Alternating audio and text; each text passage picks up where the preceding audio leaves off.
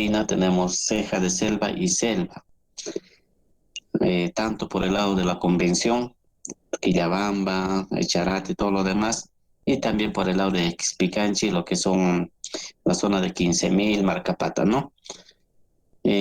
Además, somos un centro, cual sea el Hospital Regional Loreno de Salud, de referencia. Vienen pacientes de lo que es el Manu, sobre todo, porque no hay hospital ahí, es más cerca Cusco que Puerto Maldonado, del mismo Maldonado y de nuestros valles, ¿no?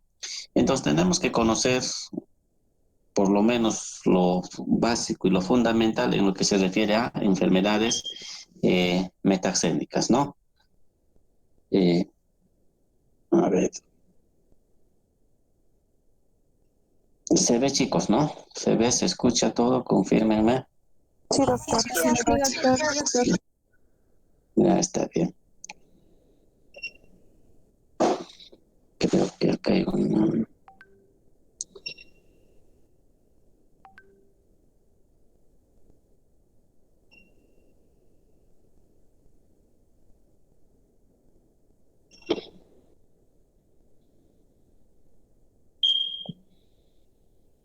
Ya está. Entonces tenemos que conocer lo fundamental o lo básico de lo que son las enfermedades metaxénicas. Aquí viene el nombre de metaxénicas. Son enfermedades pues que son transmitidas por un vector, ¿no?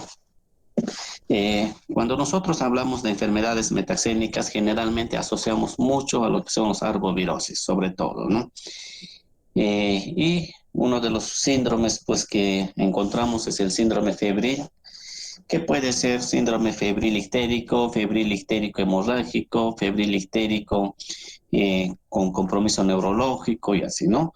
Entonces, cuando hablamos de fiebre, de malestar general, de mialgias, pues prácticamente no podemos hacer un diagnóstico con solo esos dos síntomas, ya que hay enfermedades, sean infecciosas o no infecciosas, que pueden causar este cuadro, ¿no?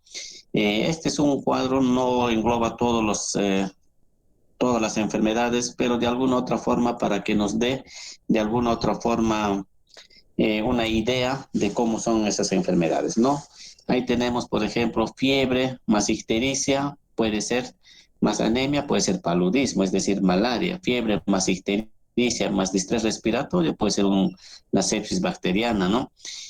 Fiebre más mialgias, miocarditis, tenemos leptospirosis, fiebre más rash, más dolores retrooculares, puede ser dengue, puede ser chikungunya, puede ser zika, puede ser oropuche, marayo, fiebre amarilla, entre tantas enfermedades que nosotros podemos tener que pueden compartir mucho de los signos y síntomas que puedan tener, ¿no? Entonces, cuando hablamos pues de enfermedades metaxénicas, tenemos que pensar en una infinidad de agentes, probables agentes infecciosos, ¿no? Entonces, siempre hay que tener en cuenta eso para descartar.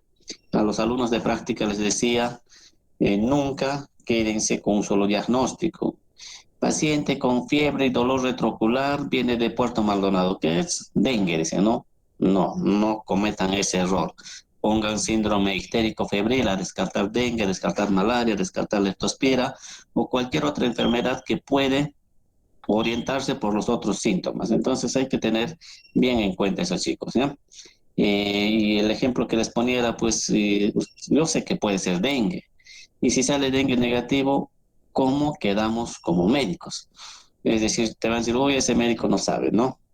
Entonces siempre hay que dejarnos más opciones, ¿ya? Como diagnóstico diferencial, ¿no? Vamos a empezar por dengue. Como ven, es el agente Aedes.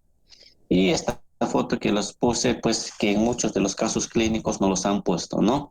Eh, la, mm, el signo de mar rojo con islas blancas, pero vamos a estar viendo adelante. Ya sabemos, es una enfermedad infecciosa. El virus del dengue tiene 4 serotipos y está transmitida por el género Aedes, ¿no? El Aedes, pues lo conocemos como el mosquito pituco, ya que solo ponen huevos en aguas limpias. Muy rara vez vamos a encontrar que pongan huevos como por ejemplo el anófeles en aguas turbias, ¿no? Generalmente dengue, pues así. Por eso que cuando nosotros hacemos la búsqueda, lo encontramos en aguas donde almacenan para consumo humano, ¿no? No vamos a hablar mucho de cómo evolucionó el dengue. En 1984 se reintroduce nuevamente este vector después de haber sido erradicado, ¿no? Es decir, antes del 84 el Perú era libre de muchas enfermedades. Si hubiéramos seguido manteniendo eso, no hubiéramos tenido dengue, no hubiéramos tenido fiebre amarilla, no hubiéramos tenido Zika, no hubiéramos tenido chikungunya, oropuche, marayo, todos, ¿no? Pero muchas veces pues se hace un buen trabajo y no se continúa. Cuando no se continúa, pues volvemos con el mismo problema, ¿no? Eso de iniciar nuevamente es un poco complicado, ¿no? 1990, primer brote de dengue en Loreto y San Martín. Generalmente siempre el más azotado, la selva y costa norte o centro, y es donde nosotros pues siempre encontramos esas enfermedades, ¿no? 91 al 2000 ya estaban casi en la mayoría de la zona norte, y 2001, como ven ahí, el primer caso de dengue hemorrágico. No es dengue hemorrágico, ahora ya conocemos como dengue grave, ¿no? ¿Qué quiere decir eso? Que del 84 al 2001 al Perú ya habían ingresado dos tipos de serotipos, porque el dengue hemorrágico, como se conocía antes, era una reinfección por otra cepa distinta a la primera, ¿no? Eh, ya en el 2010 fue una diseminación masiva, y en Lima en el año 2000, ¿no? Lima tiene dengue, entonces aparentemente no pareciera porque no es selva, pero sí tiene el vector Aedes que está ahí. 2005, primer brote de dengue en Lima, ¿no? De alguna otra forma ayuda bastante eso. No sé si cuando apareció Zika, nadie sabía de Zika, y Zika existía desde el año, los primeros reportes son de 1930, mira, reportes, ¿desde cuándo ha existido? No sabemos, ¿no? Al igual que ébola, ébola también, ¿no? En algún momento han escuchado ébola. Entonces, ¿qué pasa? Cuando estas enfermedades se confinan en un solo sitio y todavía en un país subdesarrollado, son enfermedades desatendidas, olvidadas, que nadie pone o hace algo para controlarlo, ¿no? Pero cuando un solo caso de ébola salió, esta vez creo que ha sido a Inglaterra, alarma mundial.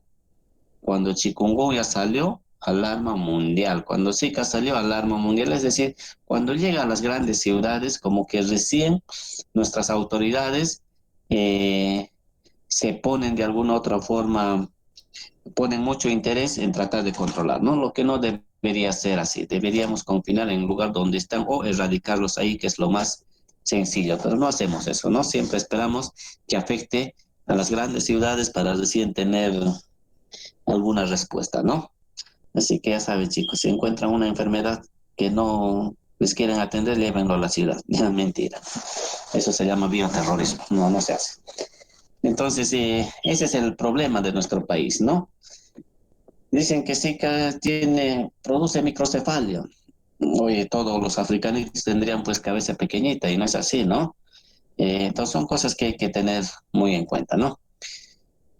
La OMS estima, mire, 100 millones de casos por año, si estamos hablando de millones, no estamos hablando de miles. Perú tiene cerca de 32 millones entre niños y toda la población, pero pues los casos por dengue son más de 100 millones de casos, ¿no? Es reemergente, siempre vivimos cada año un brote de dengue, y eso pues seguimos combatiendo con lo mismo, ¿no? Tratando de erradicar al vector, pero no hay un plan nacional, mucho menos un plan de diferentes países para combatir eso, ¿no? Más del 50% de la población está en riesgo. Yo sé que alguna vez ustedes han viajado a Lima, si no es a Lima, acá cerquita nomás a Quillabamba, o a Puerto Maldonado, y se exponen, ¿no? Un fin de semana, antes se hacía eso, ahora como por la pandemia un poco que ha calmado, pues los estudiantes se organizaban, de paseo se iban, regresaban un domingo en la noche ya con su dengue, ¿no? Entonces, siempre en algún momento nosotros hemos estado expuestos a ese vector. Seguimos con epidemiología. Miren cuántos mueren, casi 25.000 mueren al año por dengue, ¿no? Y esa es una cifra muy, muy alta, ¿ya? Para una enfermedad que se puede prevenir. Estos son los casos, miren, en el 2017 hemos tenido uno de los mayores azotes, podemos decir, de dengue, y eso ha coincidido con el fenómeno del niño que tuvimos, ¿no? Y después seguimos manteniendo la misma curva de casos de casi 9.000 casos por año. El virus, hablábamos del virus como el agente infeccioso, es un ARN, 4 serotipos, lo que dijimos de antes. Un quinto serotipo está en veremos, ha aparecido, ahí tienen la bibliografía, en el 2013, pero como les comentaba, o a los alumnos de práctica creo, que ese quinto serotipo ha sido considerado como una variante de la DEN4, ¿no? ¿Qué ha causado esto? Pues bueno, son muchos intereses, ¿no? Esperemos que no sea por eso. Ahí tienen los tipos de DEN que han llegado al Perú. Como ven, ya tuvimos uno, dos, tres, cuatro. No falta ninguno. Ahora en el 2019-20 el que tenemos es el DEN2, es el que está circulando, ¿no? Así que no nos falta ninguno, solo el 5, si es que existe. El vector es Aedes aegypti, ya les decíamos de antes, el zancudo que le gusta poner sus huevos en aguas limpias, ¿no? El que tenemos con más frecuencia es el Aedes aegypti, pero otros Aedes también pueden estar involucrados como el Albopictus y Polinesiensis, ¿no? No es muy frecuente, pero sí se ha reportado. Para que aparezca la enfermedad, tiene que darse las condiciones. No tenemos nosotros, por ejemplo, dengue acá en Cusco. ¿Por qué? Porque no tenemos el vector, ¿no? Y ese vector generalmente está por debajo de los 1.000 metros sobre el nivel del mar. Cusco está por encima de 3.000, así que el mosquito se congela, ¿no? Bueno, algo bueno debió haber pasado en Cusco, ¿no? Decíamos eso, altamente antropofílico, ya que sus huevos lo ponen en aguas limpias. ¿Y dónde va a encontrar eso? En el hábitat intradomiciliario, ¿no? Es decir, en los patios, en las casas, donde el agua pues es cambiado con frecuencia. Entonces ahí tiene un ciclo completo. Empieza con huevo, larva, pupa, adulto, ¿no? Entonces este es el ciclo que tiene el Aedes. Ahí tienen el vector, el huevo, larva, pupa y después el mosquito adulto, ¿no? Cuando hacen su serum, bueno, si es que lo hacen en zonas endémicas, les van a hacer recolectar, eso es trabajoso, ¿no? Este cuadrito tienen que memorizar bien, porque prácticamente todo lo que es la fisiopatología, cómo se presenta, los signos, síntomas, qué exámenes debo pedir, todo está prácticamente resumido en esto, ¿no? Ahí tenemos, por ejemplo, una fase febril, una fase crítica y una fase de recuperación. Esas son las etapas que nosotros tenemos en dengue, ¿no? La temperatura, miren, a lo mucho llega hasta el cuarto, quinto día, ¿no? En casos extremos puede haber un piquito al sexto, séptimo día, pero después del séptimo ya no hay fiebre. Por eso les decía, si un paciente viene con fiebre más de 8 días, eso ya no es fiebre, ya no es dengue, ¿no? Eh, este punto hay que tener en cuenta, después del cuarto día, como ven, hay un descenso de la temperatura y coincide con el inicio de la fase o de la etapa crítica. Y muchos nos alegramos y decimos, uy, ya bajó la fiebre, ya se recuperó. No, es ahí donde nosotros tenemos que tener cuidado con el paciente, porque si se va a complicar, va a ser en esta fase, ¿no? Puede tener un cuadro de trastorno de coagulación y pues puede producir sangrado o dengue grave, ¿no? Entonces hay que tener muy en cuenta eso, ¿no? Con la temperatura. No es un marcador para dar alta. Nosotros generalmente manejamos 48 horas después del cese de la fiebre, ¿no? Es lo que nosotros mantenemos. ¿Qué más tenemos? Lo que les comentaba, En dengue tenemos, no siempre, pero en el hemograma vamos a tener una hemoconcentración. El hematocrito aumenta, hemoconcentración generalmente aumenta a 40, 48, 50, 60%, ¿no? Y a la vez bajan las plaquetas. Hay una plaquetopenia. Entonces, en el hemograma siempre fíjense eso, ¿no? Hay hemoconcentración y plaquetas bajas, más la epidemiología, eso puede ser dengue, ¿no? ¿Qué más tenemos? Una viremia. ¿La viremia para qué me sirve? Para pedir los exámenes en un determinado momento. Miren, el paciente viene en su tercer día con dengue y le piden anticuerpos. ¿Habrá anticuerpos? No va a haber. Por consiguiente, va a ser que es un cuadro de un falso negativo, ¿no? O al inverso, paciente viene en su séptimo día y le estamos pidiendo cultivo para viral o la NS1, que también va a ser negativo. Entonces tenemos que tener en cuenta en qué etapas pedir los exámenes. Y así que chicos, ya saben, las tres etapas, ahí tienen fase febril, fase crítica y fase de recuperación. ¿Qué tengo que tener en cuenta? La fase de recuperación, hipervolemia. Si yo en esta fase donde ha habido extravasación de plasma le hidrato más de lo que se debe, cuando haya fase de recuperación, que es prácticamente el reingreso del plasma hacia los vasos, puede ocasionar una sobrehidratación y por consiguiente una congestión pulmonar o otras complicaciones, ¿no? Entonces estos líquidos también en dengue hay que tenerlos mucho cuidado, ¿no? Los síntomas, como dijimos, son bien inespecíficos. 90% tiene fiebre, cefalea, dolor muscular, abdominal, vómitos, ras. Y lo demás es con menos frecuencia, pero sí puede haber diarreas, petequias, ascitis, entre otras, ¿no?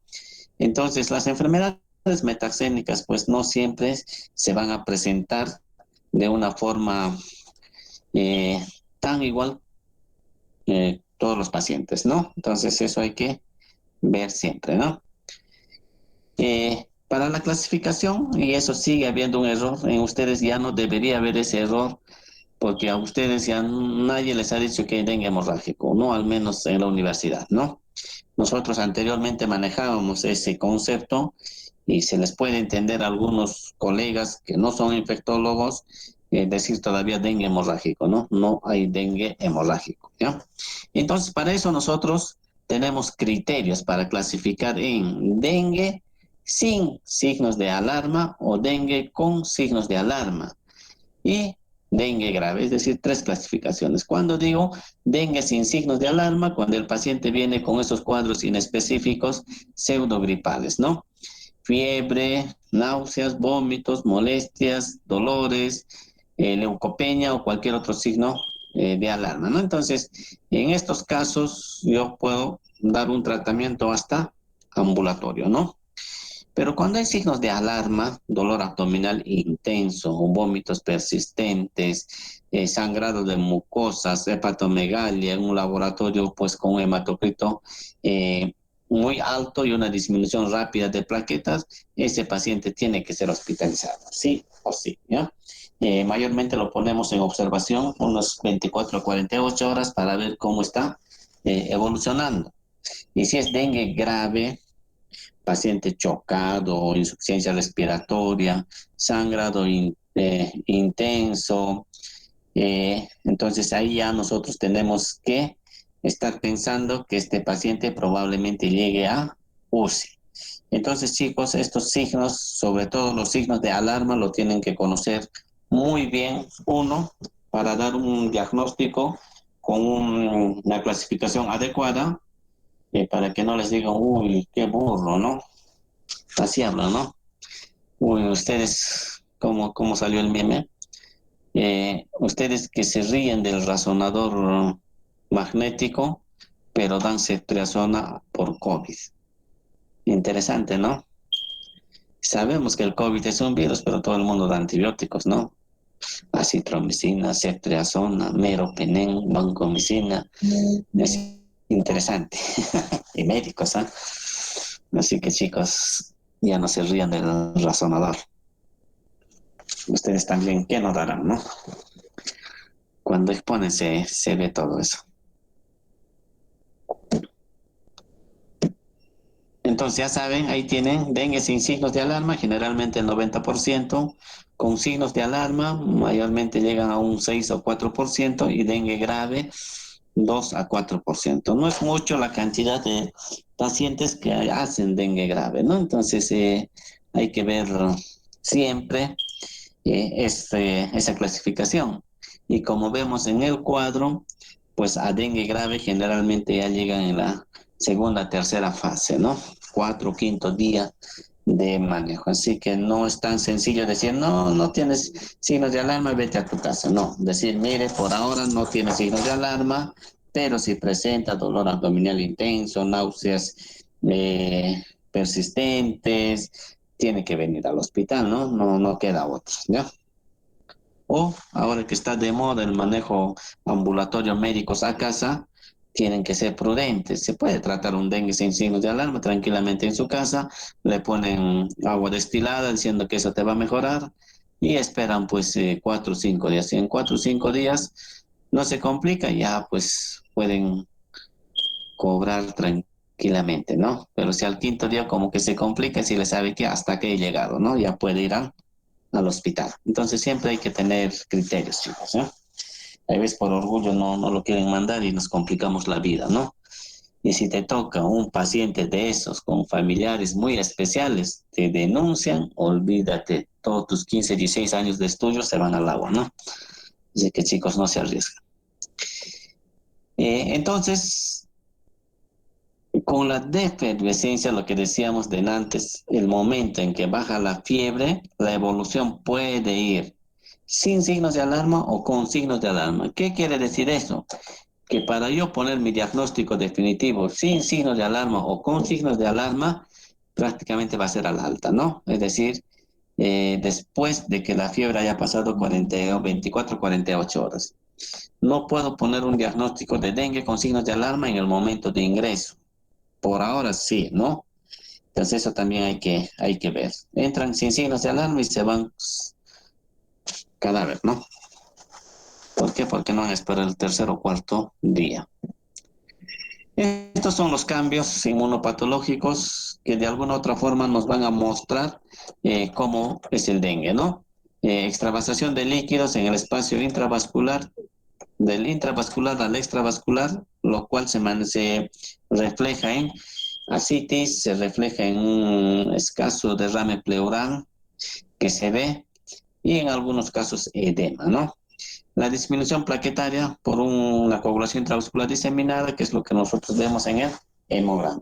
En esa extravasación también vemos el hematocrito elevado, ¿no? Entonces, esos dos son los principales que podemos encontrar para, de alguna otra forma, explicar o entender lo que pasa en dengue, ¿no?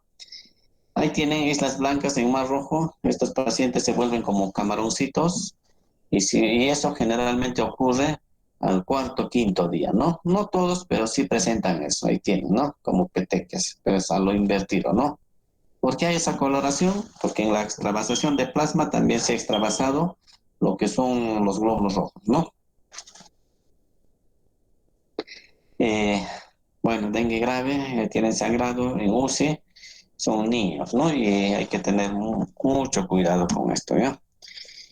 ¿Cuáles son las pruebas diagnósticas? Ya hemos dicho aislamiento viral, PCR, eso lo hacemos los primeros días. Las pruebas rápidas, sobre todo las serológicas, lo hacemos después del quinto o séptimo día. Hay pruebas rápidas antigénicas y pruebas rápidas de anticuerpos. Las antigénicas lo hacemos los primeros 5 días, ¿no? Acá tenemos, miren, aislamiento del virus, el PCR y la detección del NS1, que es la prueba rápida, ¿no? Eso los hacemos los primeros 4 o 5 días. Después de eso ya pedimos métodos indirectos como la serología, ¿no?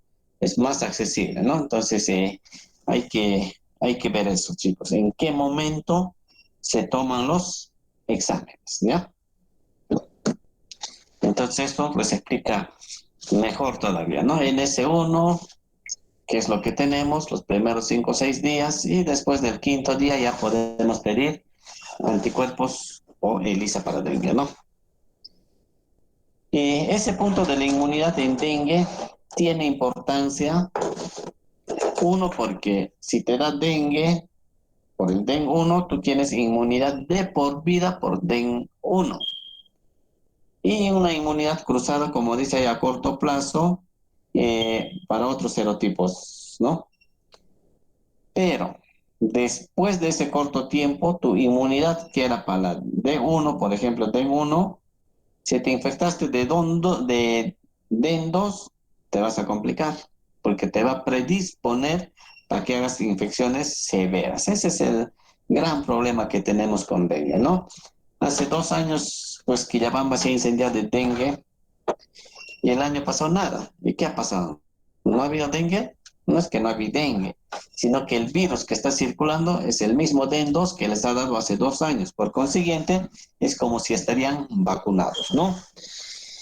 Pero Dios que no quiera, pero si aparece el DEN3 se introduce, ahí sí, pues en Quillabamba vamos a tener casos muy graves. Y eso es lo que no queremos, ¿no? Entonces tengan mucho cuidado con eso, ¿no? ¿Qué más? Bueno, tengan eso muy en cuenta de la inmunidad. Hablamos de la inmunidad, anticuerpos homólogos. ¿Qué quiere decir homólogos? Que encajan justamente ahí en los receptores, ¿no? Y fácilmente los pueden hidrolizar o controlar, ¿no? La infección. Entonces tenemos anticuerpos homólogos para un mismo serotipo, pero estos anticuerpos se vuelven anticuerpos heterólogos para otro tipo de dengue, es decir, no necesariamente van a encajar ahí en el virus, ¿no?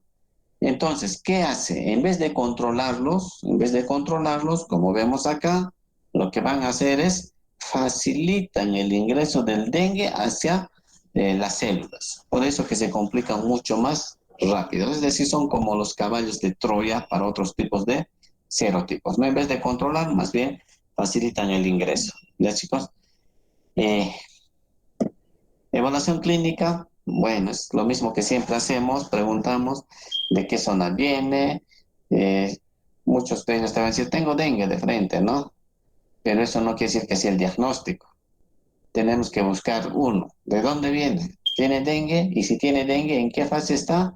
Si presenta algún signo de alarma, hay algún estado hemodinámico alterado, está chocado y según eso para clasificarlo como uno, como con signos de alarma, sin signos de alarma grave, o clasificarlos pues como A, B, B2, C, ¿no? Que lo vamos a ver, ¿no?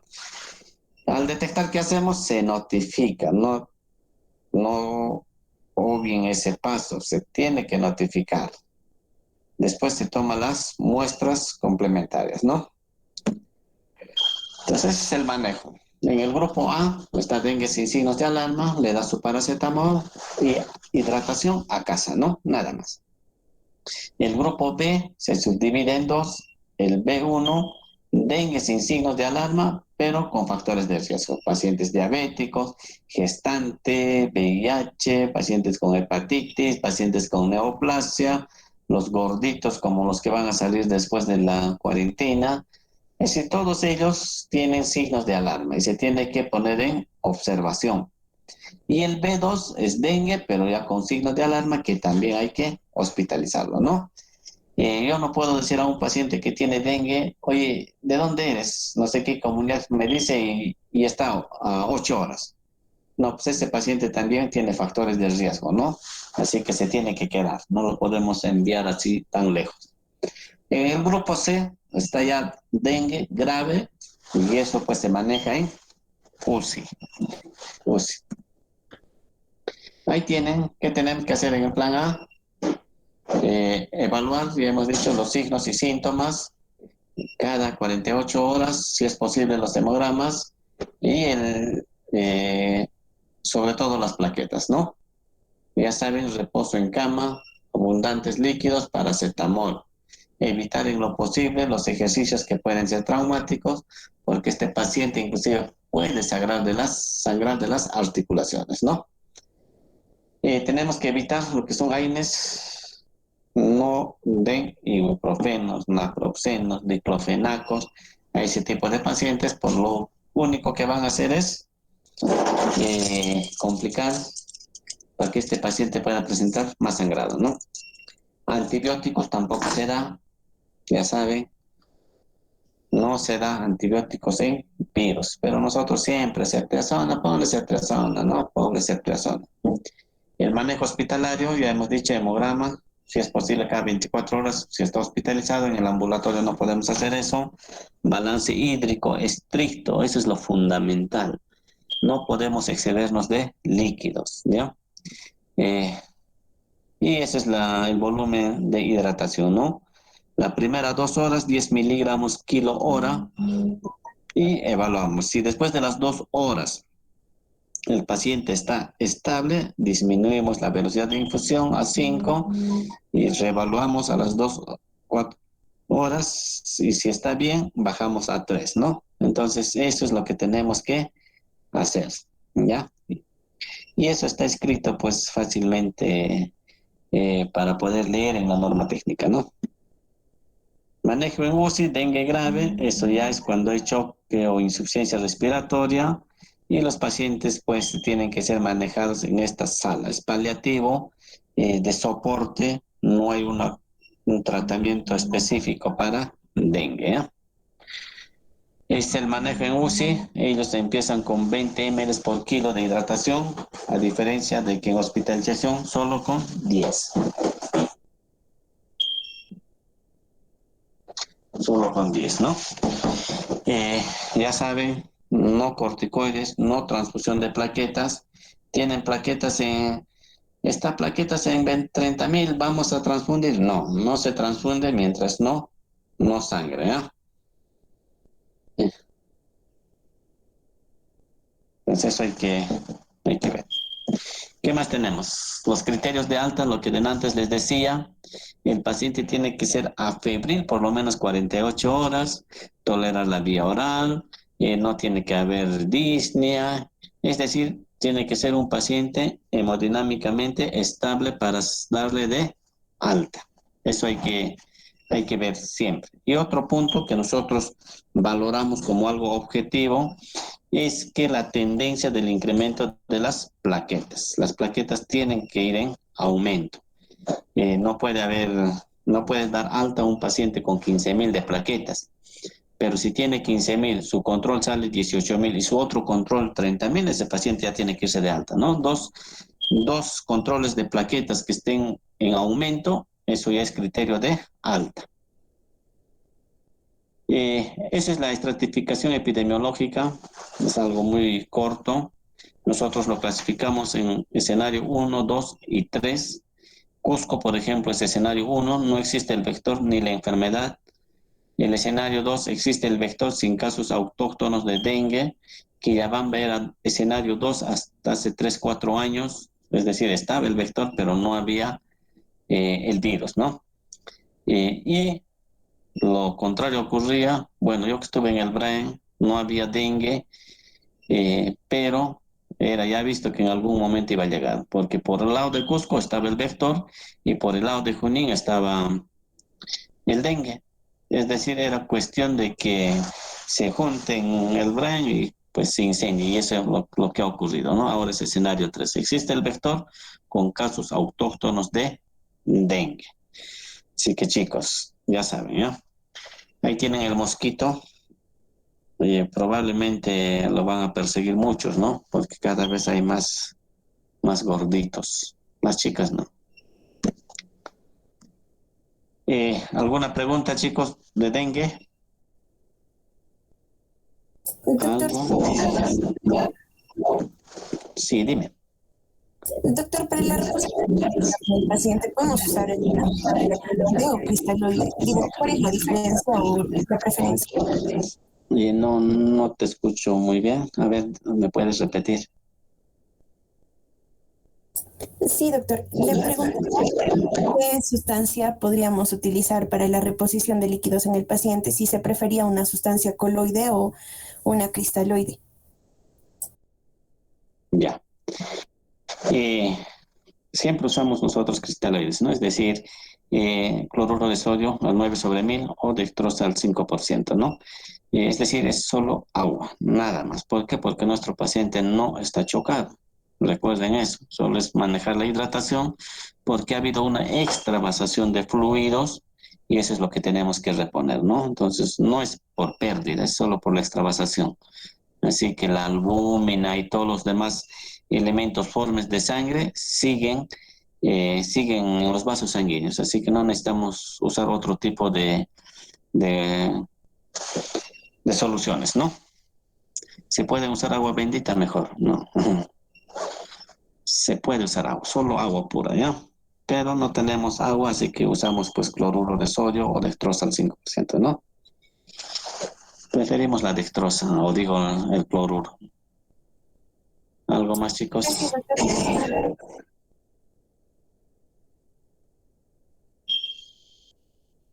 Ya, vayamos a fiebre de chikungunya, ¿ya? Eh, ya hemos visto chikungunya. No vamos a hablar mucho de dónde proviene la palabra maconque, que significa aquel que se encorva. ¿Y a qué viene eso? Por el dolor que le caracteriza a ese tipo de infecciones, ¿no? Los que hemos tenido acá no necesariamente han presentado eso, pero sí, pues sí ocasiona artralgias. Y eso es lo característico, ¿no?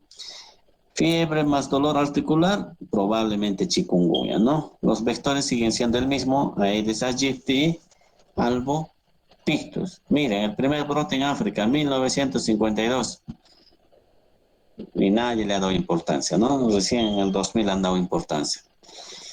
Es muy raro que llegue a complicarse, ese es el punto. Lo que sí puede llegar es a la cronicidad, 2, 3 años, ¿no? Eh, no está tan demostrado, como les digo, casi nadie estudia. Si, si me dio chikungunya ahora, ya no me va a volver a dar, ¿no? Probablemente protege, como cualquier infección.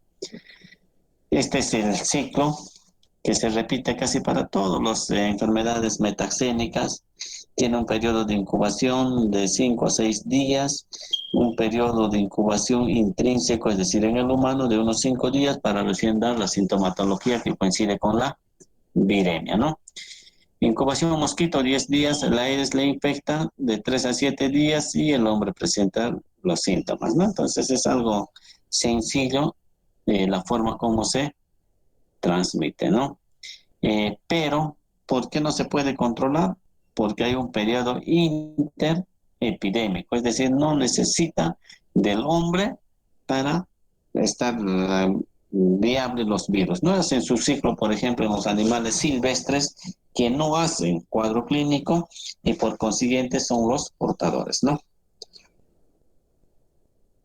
Eh, es la fisiopatología, como vemos, el chikungunya pues ingresa como cualquier otro virus a las células fibroblastos, macrófagos o células endoteliales y se disemina haciendo una viremia. La viremia puede afectar el corazón, puede afectar músculos, articulaciones, que es lo que mayormente vemos los cuadros de artralgias y puede afectar a cerebro, ¿no? Entonces este es el punto.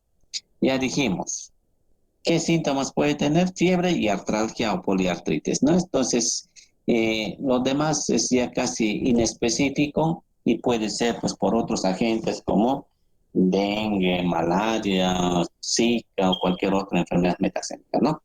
Entonces, ahí tienen generalmente la artralgia es lo que le va a dar, si es que queremos hacer un diagnóstico clínico, el punto a favor. Las fases tenemos que tener en cuenta, hay una fase aguda, 7 días, fase subaguda después de 10 días a 3 meses y la fase crónica que puede durar inclusive años, ¿no?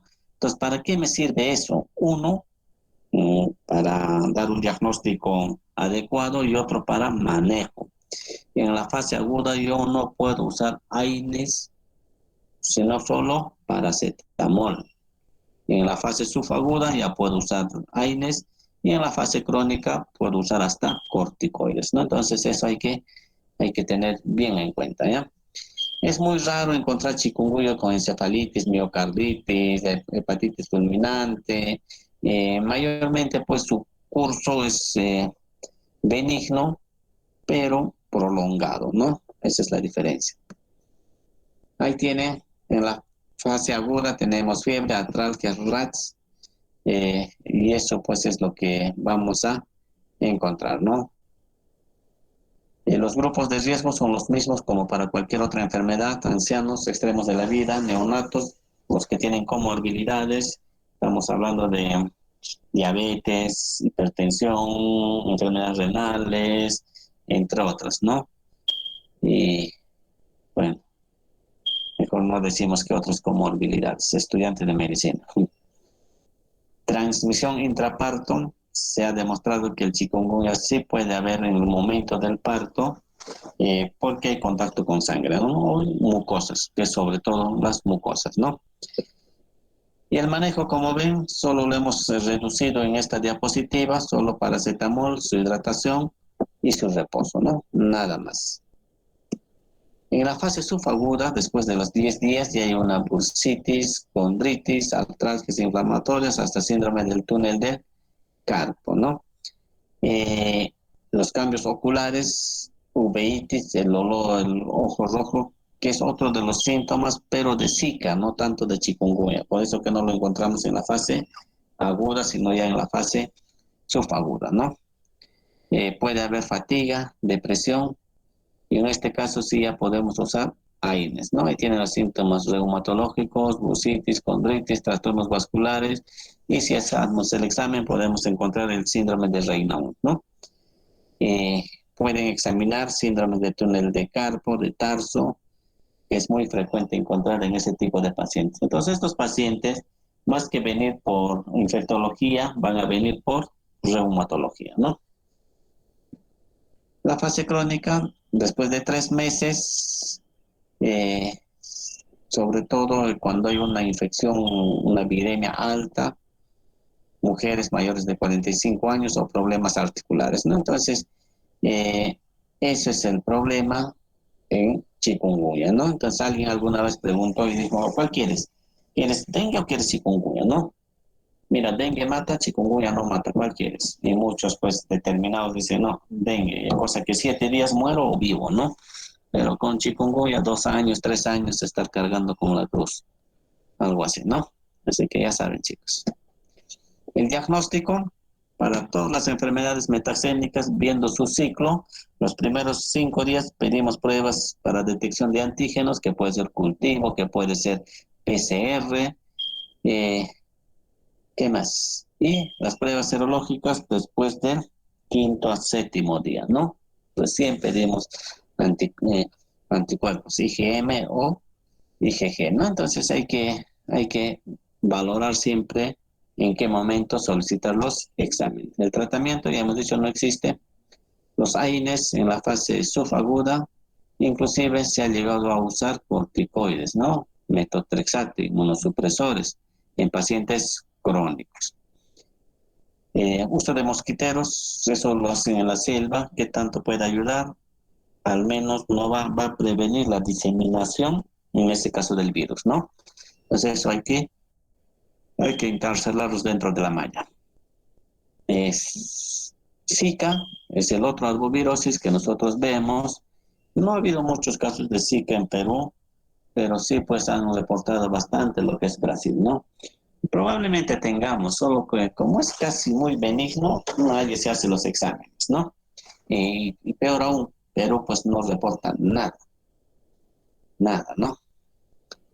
Eh, Entonces esto aparece generalmente después de un periodo de incubación de 3 a 12 días, ¿no? Entonces es igual que la chikungunya, ¿no? Y todavía lo transmite el mismo vector, Aedes aegypti. Ahora, Aedes aegypti puede transmitir los 3 virus con solo picar una vez, ¿no? Entonces, eso hay que ver, ¿ya? Ahí tienen infección de la picadura del mosquito, aparición de síntomas de 3 a 12 días, fin de la viremia, y pues termino ahí, ¿no? ¿Qué cosas es lo que yo voy a encontrar en Zika? Conjuntivitis. Es decir, clínicamente lo que más me puede aproximar a Zika es la conjuntivitis, y eso hay que tener en cuenta, ¿no? Puede tener fiebre, cefalea, edemas, artralgias, es decir, tan igual como dengue o chikungunya. El manejo clínico, ya saben, tampoco existe tratamiento para Zika, no hay, solo paracetamol. No se usa aspirinas, AINES, igual que dengue, ¿no? Acá dice un relevante contexto asociado a incremento en la notificación de microcefalia congénita. Y eso es algo que no cuadra, ¿no? Si el Zika ha existido desde los años 30, todos los africanos serían pues microcefalia. Muchos lo atribuyen más bien eh, a la fumigación masiva que usan pues algunos químicos, que estaría más asociado a eso que al mismo virus, ¿no? A no ser que sea virus mutado, como en Brasil mutan mucho, entonces ahí puede ser, ¿no? Y bueno, PCR los primeros 5 días y después del quinto día, serológicos, ¿no? IgG, IgM. Para diferenciar algo digo, no siempre, por eso es preferible ponerle síndrome febril, a descartar dengue, chikungunya, zika, porque los síntomas son pues casi similares, ¿no? Y dependiendo en qué fase está. Conjuntivitis ya dijimos da más en zika, en chikungunya da más lo que son mialgias, artralgias, ¿no? Y en dengue pues lo que más llama la atención es el dolor retroocular, que es lo que podemos ver, ¿no?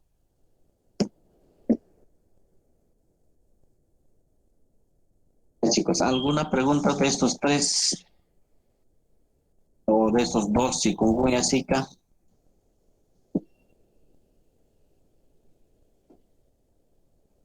Doctor, respecto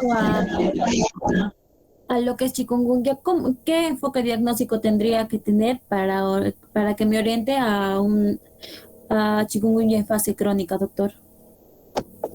Ya. Eh, Dolores articulares que van a ir por reumatología, y si el reumatólogo no ha hecho una buena historia clínica de dónde viene, qué infecciones ha tenido, probablemente lo trate como una artritis, ¿no? No hay algo que te diferencie, sino solo la historia, ¿no? La historia de la enfermedad. ¿Ha tenido alguna enfermedad? Tienes que ya sospechar, pues, en chikungunya, porque es tu diagnóstico diferencial reumatológico, ¿no? Y para confirmar, pedirle sus serológicos, pues IgG para chikungunya va a salir positivo.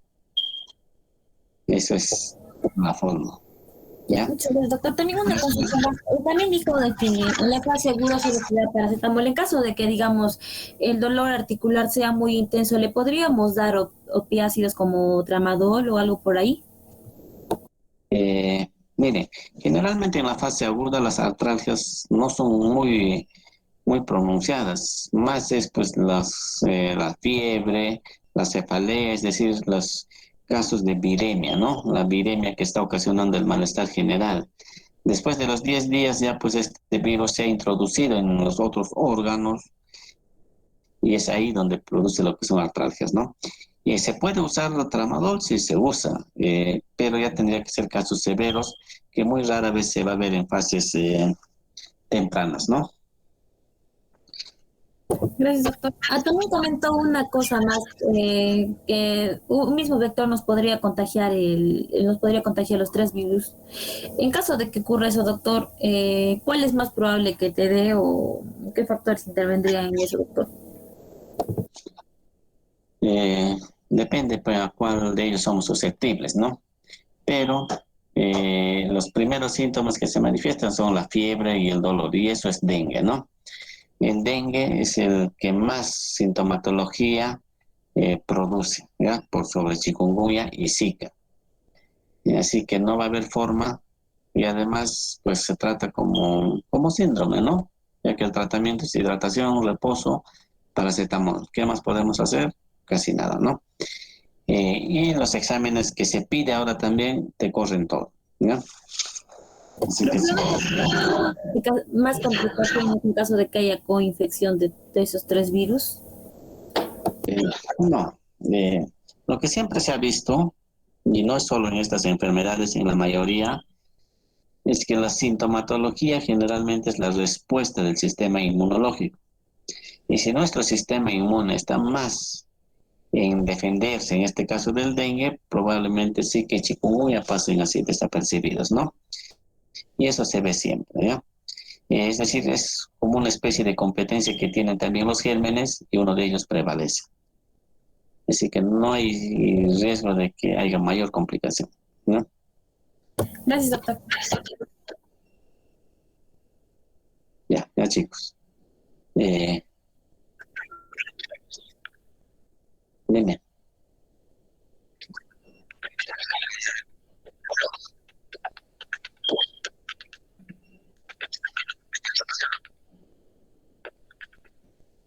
Ya, mire, cuando hablamos de pronóstico, muchas veces las estadísticas no son tan alentadoras, ¿no?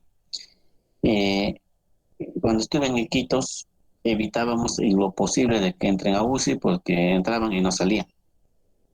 Recuerden que los doctores de UCI son muy invasivos. Sonda por aquí, tubo por acá, tubo por allá, por todo lado, ¿no?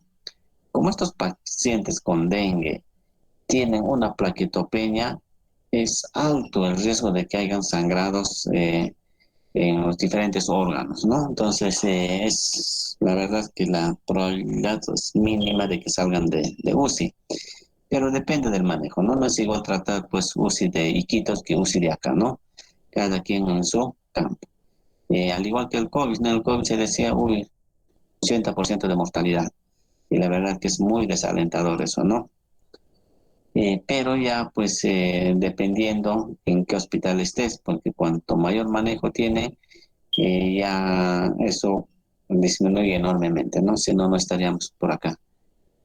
Pero en dengue sí es un poco complicado, por el mismo hecho de que, por el sangrado, ¿no? Y si ha entrado a UCI es porque probablemente ha hecho un SB, ha hecho una falla hepática o a nivel de vaso, ¿no? Así es. ¿Alguien más? Ya chicos, entonces sigamos. Bien, otra de las enfermedades metaxénicas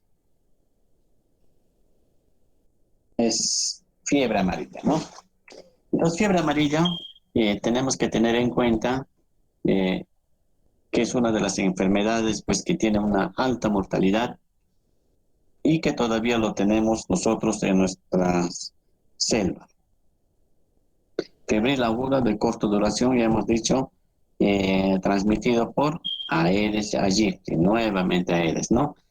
Es decir, el Aedes viene y te dice, doctor, ¿qué quieres? ¿Quieres fiebre amarilla? ¿Quieres dengue? ¿Quieres zika? ¿Quieres chikungunya? ¿Quieres oropuchi? ¿Quieres mayaro? Y tú tienes para escoger como cuando te traen en los restaurantes, ¿no? Y si en algún momento en el examen les preguntan vectores y no se acuerdan, ya pues hay mayor probabilidad de que acierten con Aedes, ¿no? En el selvático, Aemagog, también está el vector ahí, pero esto ya es una transmisión en animales silvestres, ¿no? El reservorio, ahí tienen monos marsupiales, son los que no hacen síntomas, pero sí pueden incubar el virus. Modo de transmisión, sí o sí picadura del mosquito, a diferencia de Zika que se ha demostrado que sí puede haber transmisión por vía sexual. En algún momento han reportado en España transmisión por vía sexual de dengue. Y eso pues como que, uy, han parado las orejas, ¿no? Porque ustedes los jóvenes pues no sé, les gusta, ¿no?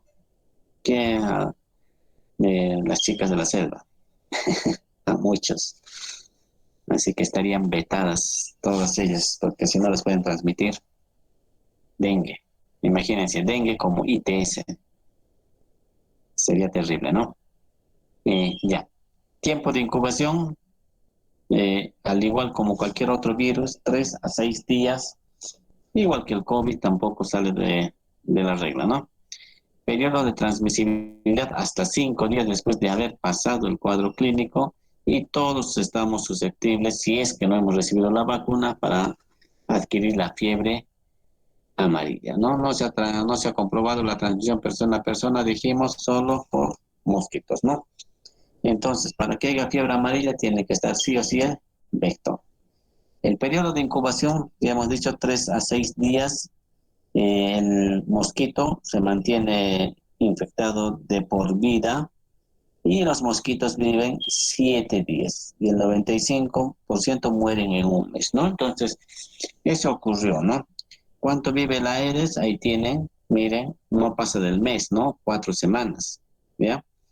Entonces, cuando llegué, 2016, había justamente eh, no, eh, el dengue, ¿no? Dengue. Entonces decían, uy, miren, el último reporte ha sido hace más de un mes. Entonces ellos decían, si en un mes no ha habido humanos infectados y los mosquitos que estaban infectados ya se han muerto, entonces ya se ha controlado, ¿no? Es decir, ya no hay Aedes con el virus, es decir, todos son vírgenes, como quien dice, ¿no? Y no, pues no es así. En dengue, para que se entienda, el mamavirus le transmite el virus al mosquito. El mamá zancudo le transmite el virus a sus huevos y estos ya están con el virus. Es decir, una vez que entró, se quedó ahí. Nadie más lo puede retirar, ¿no? La inmunidad es permanente cuando una persona adquiere la infección, así que por eso que es tan efectiva la vacuna. Protege la vacuna, ahora ya está demostrado que es de por vida, ¿no? La letalidad, 50%, es decir, es alta, la mitad se muere. Imagínense que la mitad se muera por COVID. Uy, eso sería un caos, ¿no?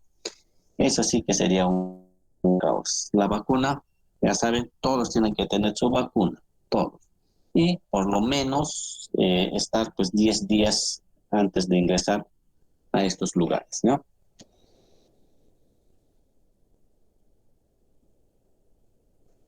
Hay que tener esas fases clínicas muy en cuenta.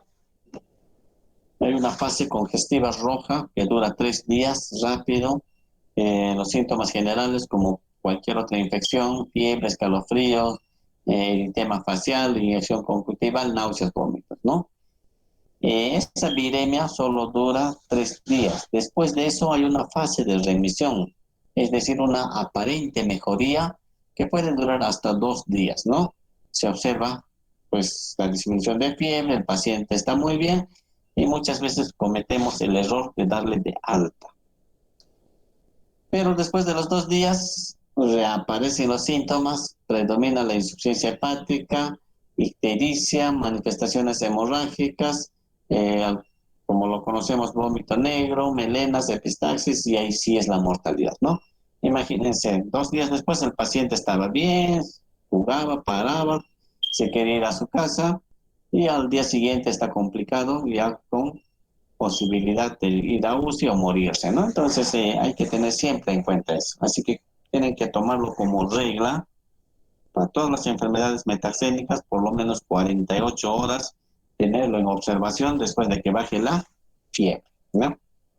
Y esa tercera fase, pues intoxicación amarilla o hemorrágica, tiene alta mortalidad. Así que chicos, no cometamos el error de darle de alta a los primeros signos o síntomas probables de convalecencia.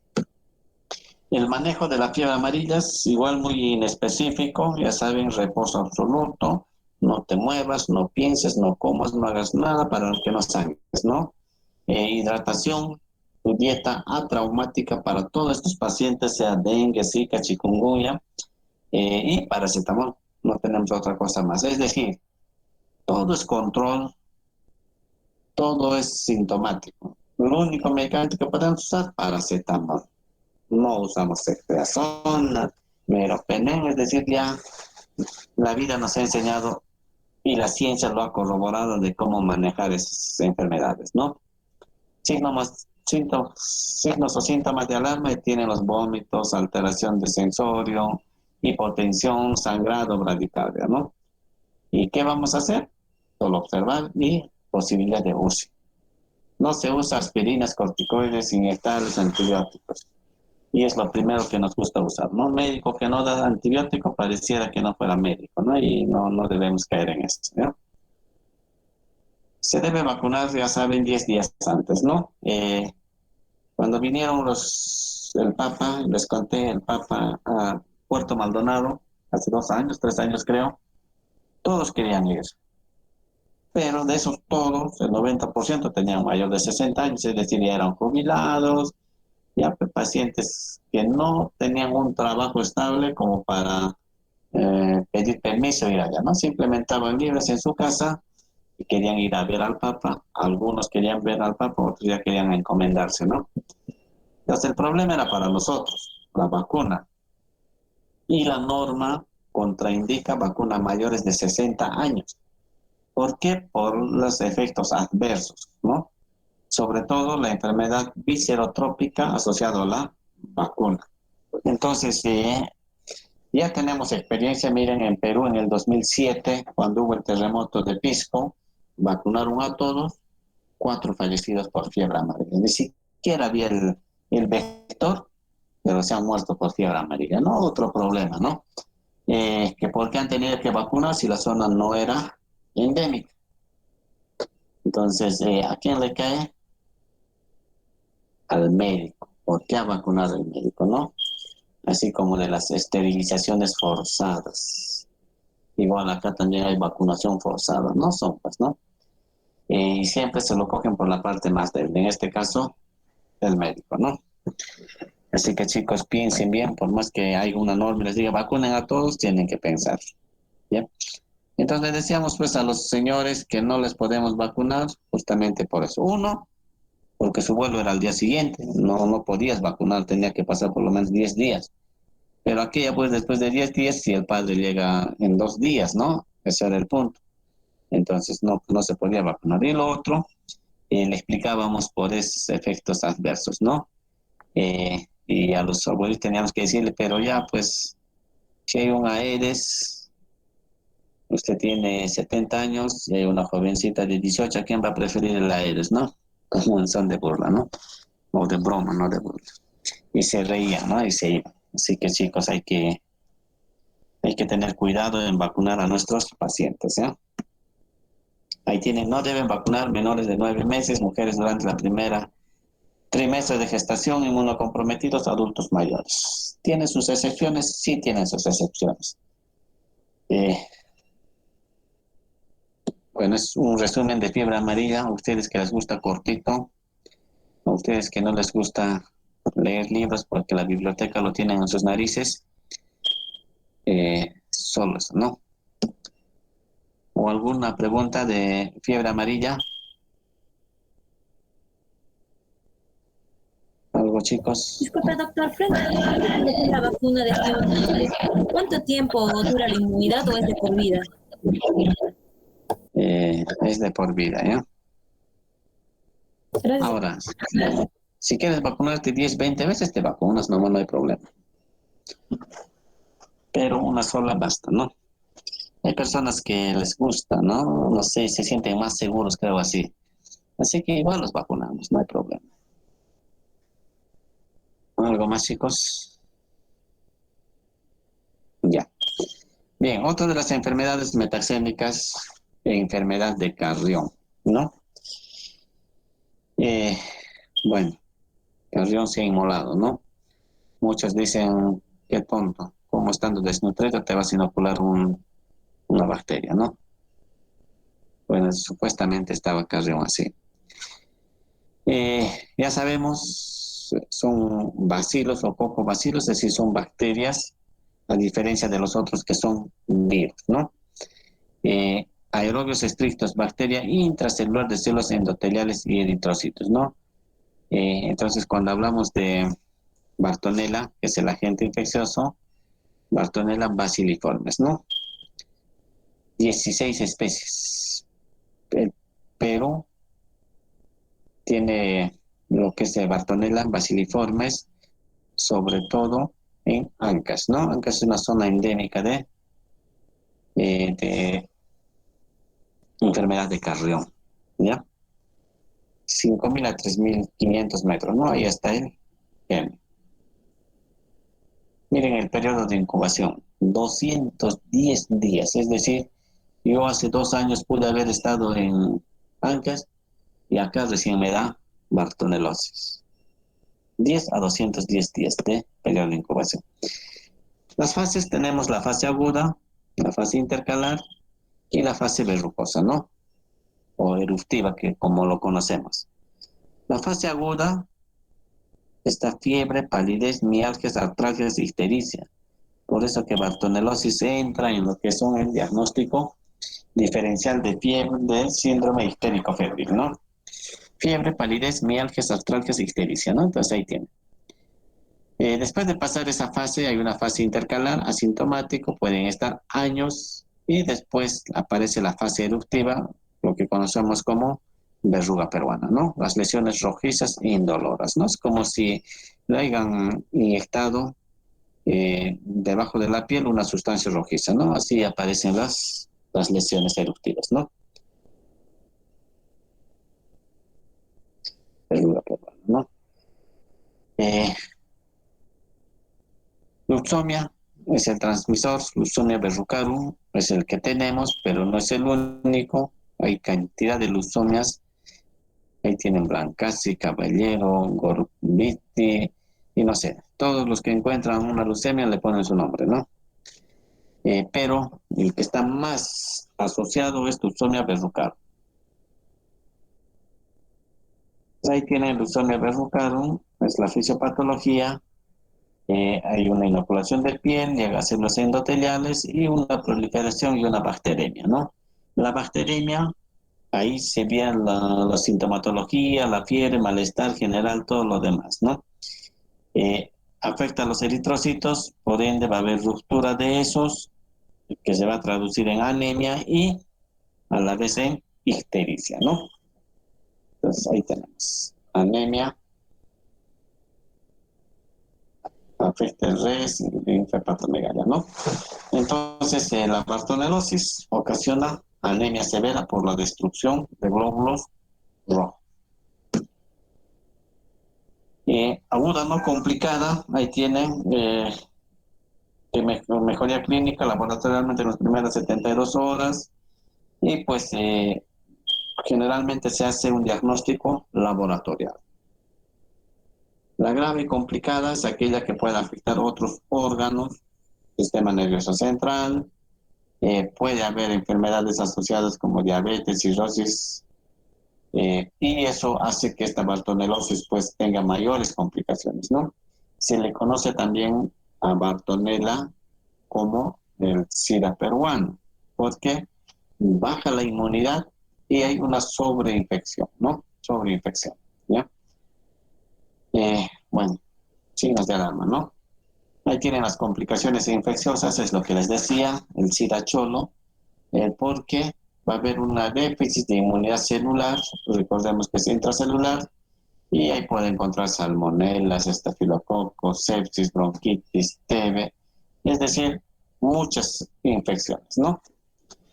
Esas son las complicaciones infecciosas, y las no infecciosas, los neurológicos, la insuficiencia cardíaca, insuficiencia renal aguda, distrés anasarca, y pues la probabilidad de que fallezcan es alto a comparación de otras enfermedades, 9%, ¿no? Entonces, siempre hay que tener en cuenta esta reactivación por gérmenes intracelulares, ¿sí? Por eso que se ha muerto, pues, Carrión, no es por otra cosa, ¿no? El diagnóstico laboratorial, lámina periférica, es sencillo hacer una gota gruesa y es, pues, muy sensible y específico, ¿no? Pero se puede ver la serología, el hemocultivo y el mielocultivo, que también nos podrían ayudar para hacer el diagnóstico en este tipo de pacientes, ¿no? Ahí tienen el PROTIS, hemocultivo, cultivo de biopsia, serología, PCR, ¿no? Entonces, ¿quiénes sirven en la fase 1? PROTIS, hemocultivo y las serologías, ¿no? En la fase, en los asintomáticos, pues el cultivo no, porque de alguna otra forma estos virus ya son inviables, es decir, ya no viven, por ende ya no se van a replicar, o las bacterias en este caso, ¿no? Ahí tienen el tratamiento, ciprofloxacino, a ustedes que les gusta dar cipro para todo, incluido el COVID. pero sí es útil para bartonelosis, ¿no? ¿Qué más tenemos? En la segunda línea tienen la amoxicilina, clotrimazol, cloranfenicol, que también se puede utilizar en ese tipo de pacientes. Pero lo que les va a quedar es cipro, ya que cipro pues lo usan como paracetamol. ¿Qué más tenemos? En la gestante no podemos dar cipro, pero sí podemos dar los antibióticos, los beta-lactámicos con toda seguridad. Por consiguiente, la amoxicilina sí se podría usar en ese tipo de pacientes, ¿no? ¿Qué más tenemos? Bartonella aguda, grave, complicada, igual. Agregamos ciprofloxacino más ceftriaxona. Los únicos dos antibióticos que conocen, ¿no? Cipro, ceftra y la moximas, ¿no? La segunda línea podemos usar amicacina, ceftazidima, ¿no? Pero yo creo que con primera línea que sepan ustedes es mucho más que suficiente.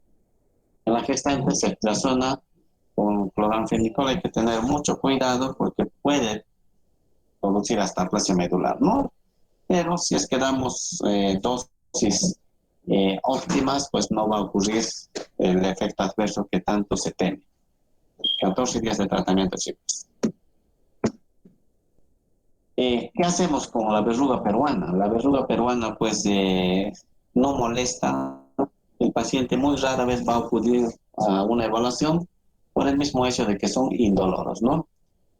¿Qué más podemos hacer con ellos? No se necesita tratamiento, como les digo, no va a molestar, pero hay que tener en cuenta la epidemiología. Estos pacientes sí pueden transmitir, en este caso, a leucemia, y se puede diseminar. Si lo vamos a tratar, solo va a ser por epidemiología, ¿no? Para no diseminar.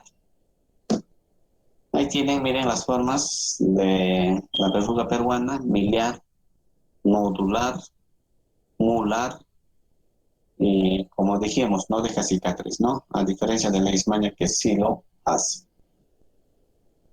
Adolescentes en la fase verrucosa, estamos hablando de la verrucosa. En la fase aguda era cipro, en la fase verrucosa acitromicina, ¿ya? Pueden usar rifampicina, eritromicina, hasta ciprofloxacino, pero este es de segunda línea. De primera, acitromicina, ¿no? Lo que han dado para COVID, ¿no? Acitromicina mismo. Y para gestante también acitromicina, no hay problema. Y si no, rifampicina más eritromicina, ¿no? Entonces, este es un resumen de lo que es bartonelosis, ¿ya? Se puede hablar toda una clase de Bartonella, hasta más, hay seminarios solo de Bartonella, pero he tratado de resumirle y darles, como quien dice, la carnecita, ¿no? Solo eso. Ahora, si no les gusta, si son vegetarianos, ¿qué hacemos? Aumentamos más diapositivas. Leishmania. Leishmania, ya dijimos, es muy frecuente ver leishmania en nuestro medio. Hoy día he visto 3 leishmanias. Un paciente que prácticamente tiene casi 8 centímetros de cara destrozada. Yo le digo, oye, ¿cómo no te vas a ver en el espejo? Tú que eres joven, 28 años. ¿Cómo te van a mirar las chicas? Estoy casado. Bueno, por lo que es casado ya hay que descuidarse, ¿no? Son úlceras. Como no duelen, igual no vienen. Parece que hay que azotarlos con el San Martín de Castilla para que vengan, ¿no? Si no les duele, no vienen. Entonces la leishmania compromete piel, mucosas y vísceras. Ya, nuevamente el vector es leucemia y tienen como reservorio animales silvestres y domésticos. Todos los que tienen como reservorio a los animales es difícil de controlar. ¿Qué más tenemos? ¿No? Es una evolución crónica, puede durar 5, 10, 80 años. Ya dijimos, señora que va a sus 3 meses a Lima, toda su vida vivida en Lima, y a sus 60 o 70 y tantos años le aparece una úlcera en la nariz y lo tratan como neoplasia, ¿no?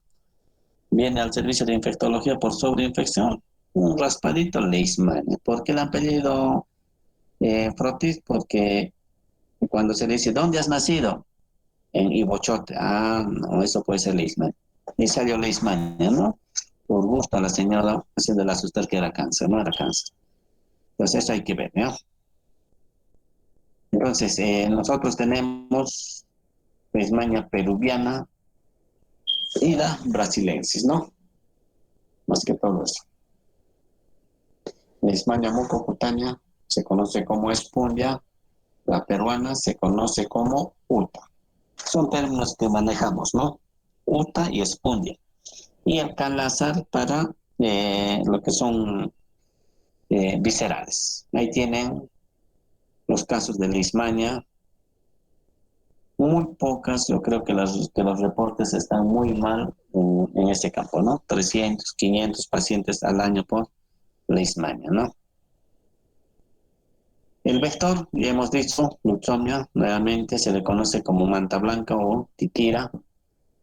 Tiene una peculiar forma de volar, salta, y el modo de transmisión, pues, es a través de la picadura del mosquito, ¿no? No existe transmisión hombre a hombre, ¿ya? Eh, Muchos no quieren curar leishmania por el temor a que les pueda contagiar, sobre todo la familia, ¿no? Hay que explicarles que esa herida no transmite leishmania, sino exclusivamente por picadura. Y ese vector no es que coge leishmania y te lo lleva, sino que hay otro ciclo dentro del vector. Por eso que no se puede, por más que tú tengas herida y lo juntas a su herida, no pasa, ¿no? Incubación, miren, 2 a 3 meses, siempre se le pregunta, ¿y qué tiempo has estado en la selva? Eh, Inclusive años, ese es el punto, aparece después de que han vuelto, han ido de solteros y cuando ya están casados acá les da, ¿no? Y ese es el punto. Ahí tienen el vector, es muy pequeñito, ¿no? Muy pequeñito, Lutzomia. El nombre que lo conocen, manta blanca, titira, capotilla, arenilla, palomita, ludo, jeje. Es decir, tenemos que conocer eso para preguntar al paciente. Por ejemplo, digo, ¿hay titira por tu zona? ¿Qué es eso? No sé, manta blanca, palomita. Ah, sí. Entonces eso hay que saber y nos va a facilitar mucho. Ahí tienen los reservorios, los silvestres, que no lo podemos controlar, y los domésticos. En la selva es muy frecuente ver un perro con la nariz así todo ulcerada, el gato, o en su cola, ¿no? Y le están echando aceite quemado, aceite de carro, pobre perro, pero es leishmania, pues. Y se puede tratar, sí, pero ahora no sé quién va a aplicar endovenoso a ese perro, ¿no? Hay que ver. La clasificación, ahí tienen la leishmania cutánea. Es interesante esta clasificación. Miren, puede ser cutánea única, que es la más común que nosotros vemos en la zona donde le pican. Cutánea múltiple, cuando le pican en diferentes zonas. Diseminada, cuando le pica en un determinado lugar, hace parasitemia y se disemina, ¿no? Reactiva cutis, cuando ha habido una úlcera y ha sanado, pero por ahí, pues por cosas de la vida, se golpea en la misma zona y se reactiva. Eso también allá. Y la cutánea difusa, ¿no? La difusa se hace como una especie de una lesión única, pero grande, ¿no? ¿Quiénes lo hacen? En nuestro medio, brasilenses, ¿no? Y la peruanensis, ¿ya? Leishmania mucosa. Las formas clínicas, mucosa tardía, generalmente aparece después de 2, 3, 4 años de la leishmania cutánea no tratada. Eso hay que tener en cuenta. Mucosa concomitante, es decir, le pica el cus, entonces en la ala de la nariz o más adentrito, y ya pues se hace concomitante eh, y contigua, ¿no? Muy raro es encontrar mucosa primaria, es decir, sin que haya tenido úlcera en la piel y haya aparecido directamente en la mucosa, ¿no? Porque el mosquito no va a entrar pues dentro de las fosas nasales y picarle ahí. Lo que pasa es que no todos hacen úlcera, es decir, me puede picar en este caso luxomia y no hago úlceras, es decir, se pasa como si nada, ¿no? Pero ya está el parásito ahí y se reactiva en la mucosa y lo conocemos como mucosa primaria, ¿no? Y la indeterminada que no sabemos, ¿no? Es decir, el paciente es tan mal informante que no te dice si tuvo o no tuvo y ya pues hay que considerarlo, ¿no? ¿Qué más? El visceral, no tenemos visceral en el Perú, ojo con eso. Eh, y pues tiene alta visceral, no sabemos, ¿no? Eh, Porque Brasil tiene y Perú no tiene. Es decir, no pasa la frontera, mucha corrupción por este lado. Ahí tienen las manifestaciones clínicas en el punto de picadura, bordes levantados, indoloro, limpio, y si hay pus es porque es sobreinfección bacteriana, ¿no? Bueno, los que han hecho parásito ya tienen estos, así que no hay problema. La cutánea, ya saben, es una pápula eritematosa o un nódulo, ¿no? Que puede haber. Respetan palmas y plantas. No es que respeten palmas y plantas. Imagínate un zanculito en tu palma. Primero no te va a picar inmediatamente, sino empieza pues a aletear, a ver, a tratar de abrir la piel y hasta eso pues tu lapo ya no hay desaparecido, ¿no? Igual en el pie. Por eso el cuero cabelludo no puede atravesar los cabellos, ¿no? Entonces son muy raros, pero sí pueden presentarse, ¿no? La úlcera, como ven, es así casi típico, redondeada, indolora, bordes bien definidos, eh, como un sacabocado, ¿no? Como si alguien haya agarrado un pedacito así y lo haya retirado bonito, ¿no? Entonces ese es el eh, leishmania. No hay signos de sobreinfección, ni flogosis, ni calor local. Ese es un punto que hay que tener en cuenta en leishmania. La mucocutánea, eh, bueno, tenemos muchos pacientes que vienen, como es indoloro, los pacientes piensan que va a sanar o ceder espontáneamente y no es así, ¿no? Empieza a haber mucho compromiso de mucosa, sobre todo nasal y a nivel de oro faringe. Se perfora inclusive el tabique nasal y eso pues se cae su nariz y quedan con nariz de guanacoide o nariz de tapira, así se conoce, ¿no? O pueden alterar lo que es la amígdala, sobre todo en algunos ya no hay amígdala y en otros se puede hipertrofiar, ¿ya? Entonces hay que tener en cuenta, ¿no?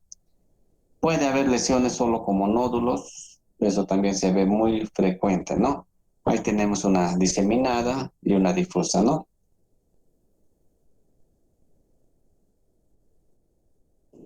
Los casos de linfangitis, si yo viera así como me está mostrando la imagen, ese es esporotricosis, así casi patognomónico.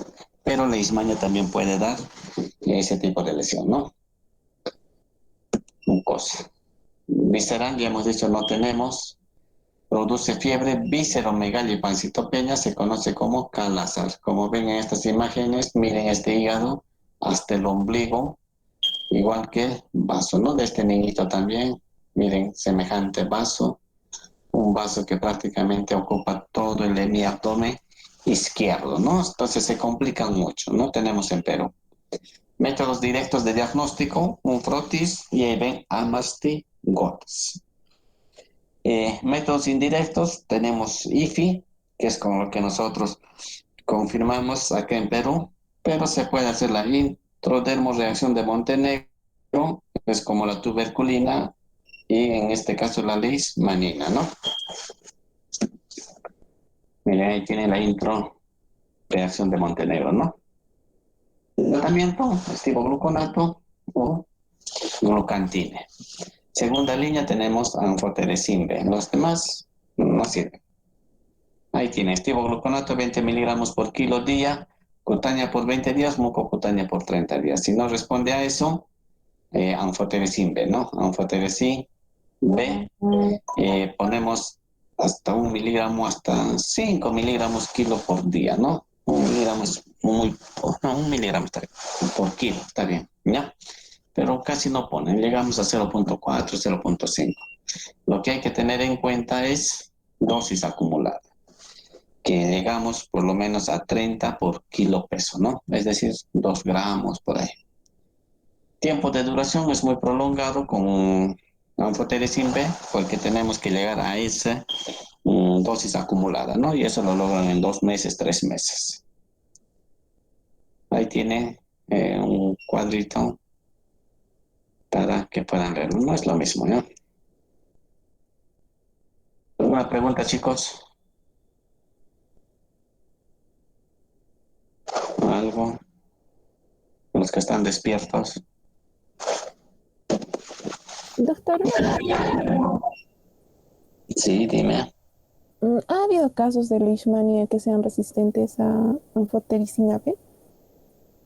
Eh, Mira, al ser una enfermedad desatendida, no tenemos estudios para determinar si es una resistencia o simplemente pues es eh, una terapia inadecuada, ¿no? Porque anfotericin B es bien complicado, estar canalizando todos los días, hay veces recibe 0.1, hay veces no viene y es un problema, ¿no? Hasta ahorita no tenemos casos de resistencia, ¿ya? Un joven nomás que ha recibido hasta 3 veces desaparece, vuelve a aparecer y en la biopsia pues hemos visto que era una sobreinfección con tuberculosis, ¿no? Y entonces no, hasta ahorita no hemos visto todavía. Doctor, una pregunta. Sí, dime. Doctor, ¿cuánto tiempo es el tratamiento en estos pacientes? ¿Hasta que desaparezca la lesión o hasta qué tiempo? Y, con los antimoniales, estibogluconato, glucantina, el tratamiento es 20 días, ¿no? Si en 20 días no ha cicatrizado, se puede prolongar 10 días más. Este es el tope, 30 días. Si en 30 días no ha cicatrizado, se deja al paciente, se suspende por lo menos una semana y se vuelve a iniciar otro nuevo ciclo. Y si en el segundo ciclo no mejora o sigue igual, ya usamos el de segunda línea, que es anfotericin B. Gracias, doctor. Usamos anfotericin B desoxicolato, es decir, es eh, podemos decir, antifúngico que ya ha sido retirado del mercado, ¿no? Eh, si ustedes usan ese antibiótico en los países europeos, pues tengan bien de seguro que les van a denunciar por la toxicidad que tiene, ¿no? Nosotros ya lo usamos pues podemos decir porque no tenemos, ¿no? Porque el liposomal, que sí hay, el costo es muy alto. No tenemos anfotericin B desoxicolato, anfotericin B liposomal y anfotericin B complejo lipídico, ¿no? Entonces, no lo tenemos los otros. Y si damos esas dosis bajas es porque el desoxicolato es tóxico. Si le daríamos el liposomal, estaríamos usando como 3 gramos diarios, ¿no? Y rapidito llegaríamos a la dosis acumulada. Pero no tenemos. ¿Algo más, chicos? Doctor, en caso de gestantes, ¿cuáles son las medidas que se tiene que tomar?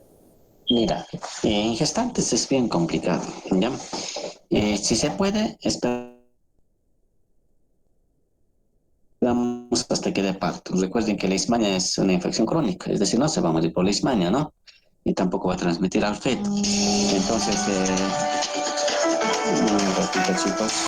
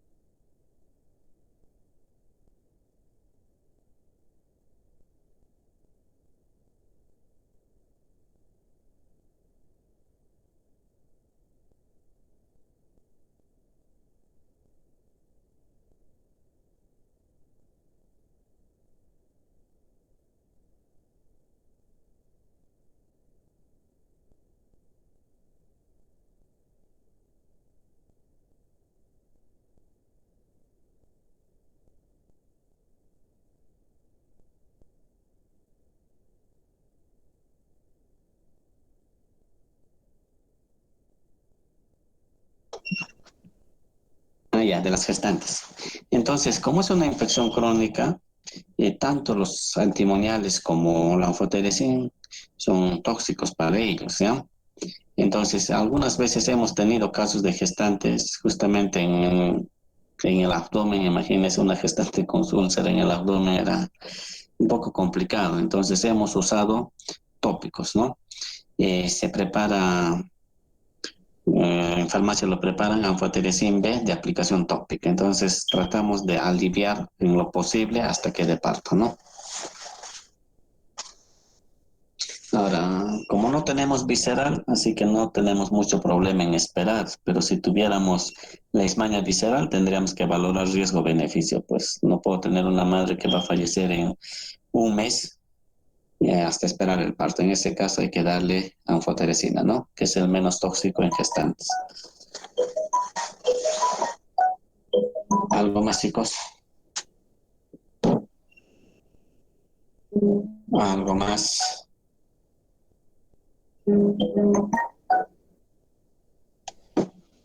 ¿Alguna pregunta? Nada. Ya, chicos, entonces ahí lo dejamos por ahora. ¿Ya? Cuídense.